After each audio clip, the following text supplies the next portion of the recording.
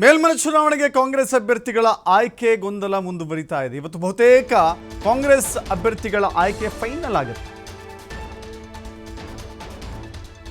7 ಅಭ್ಯರ್ಥಿಗಳ ಆಯ್ಕೆ ಮಾಡುತ್ತೆ ಇವತ್ತು ಕಾಂಗ್ರೆಸ್ ಹೈಕಮಾಂಡ್. ಸಿಎಂ ಹಾಗೂ ಡಿಸಿಎಂ ಜೊತೆ ನಿನ್ನೆಯೂ ಕೂಡ ಸಭೆ ನಡೆಸುತ್ತೆ. ಸಭೆ ನಡೆಸಲಾಗಿದೆ ವರಿಷ್ಠರು. ಇವತ್ತು ಕೂಡ ಸಭೆ ಮುಂದುವರಿಯುತ್ತೆ, ಚರ್ಚೆ ಆಗುತ್ತೆ ಯಾರನ್ನ ಫೈನಲ್ ಮಾಡಬೇಕು ಅಂತ ಹೇಳಿ.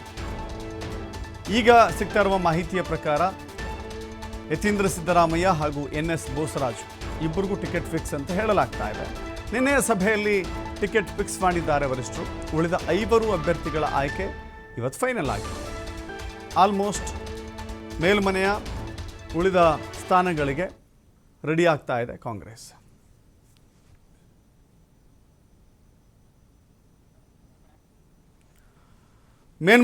ಮೇಲ್ಮನೆಯಲ್ಲಿ ಸಂಖ್ಯಾಬಲವನ್ನು ಹೆಚ್ಚಳ ಮಾಡಿಕೊಳ್ಳುವ ನಿಟ್ಟಿನಲ್ಲಿ ಕಾಂಗ್ರೆಸ್ ಮುಂದುವರಿತಾ ಇದೆ.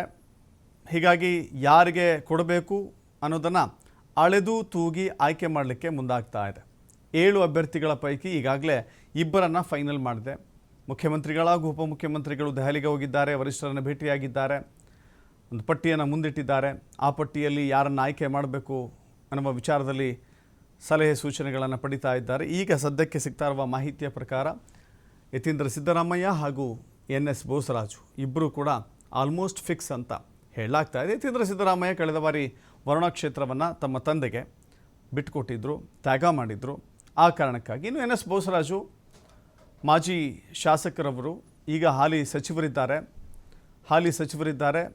ಹೀಗಾಗಿ ಅವರನ್ನು ಸಚಿವ ಸ್ಥಾನದಲ್ಲಿ ಮುಂದುವರಿಸಬೇಕು ಅಂತ ಹೇಳಿದ್ರೆ ವಿಧಾನ ಪರಿಷತ್ತಿನ ಸ್ಥಾನವನ್ನು ಕೂಡ ಮುಂದುವರಿಸಬೇಕಾಗತ್ತೆ. ಯಾಕಂದರೆ ಅವರು ಶಾಸಕರಾಗಿ ಸಚಿವರಾಗಿಲ್ಲ, ವಿಧಾನ ಪರಿಷತ್ತಿಗೆ ಆಯ್ಕೆ ಮಾಡಿಕೊಂಡು ಸಚಿವರನ್ನಾಗಿ ಮಾಡ್ಕೊಂಡಿದ್ದಾರೆ. ಹೀಗಾಗಿ